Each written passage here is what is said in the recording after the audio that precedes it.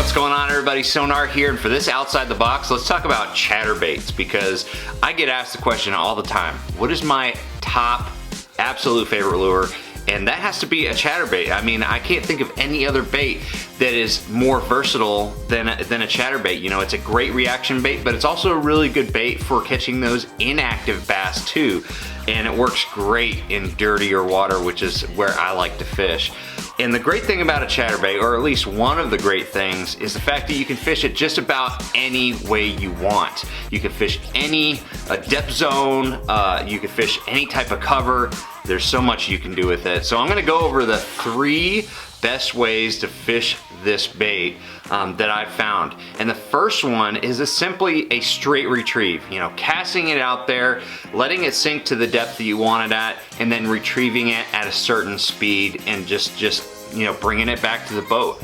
You can catch a lot of fish doing that, and that's how I catch the majority of the fish that I catch on a chatterbait, is just going out there and casting it out and just retrieving it back. But the key with this retrieve, with a straight retrieve, is making sure that you find the speed that the fish really prefer on any given day. So, you know, sometimes they want it really, really slow, just kind of creeped over the cover, and then sometimes they want it really fast, you know, burn through shallow water.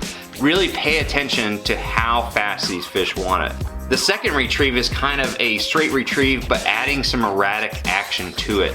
Now, this is also a really, really popular way to catch fish on a chatterbait. It's essentially casting it out there, and every once in a while either giving a pop of the rod tip to make it kind of hop, or just stopping the retrieve, pausing it real quick, let it sink down a little bit, and then starting it back up.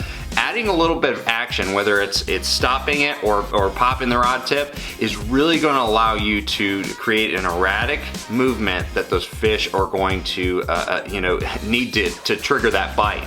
You know, that's what they're looking for, is an injured bait fish, and a chatterbait does a really good job, but if you add a little bit of action to it, that doesn't hurt either. So, and then finally, the final retrieve that I implemented at the recent FLW Tour event on Sam Rayburn is a stop and go yo-yo technique.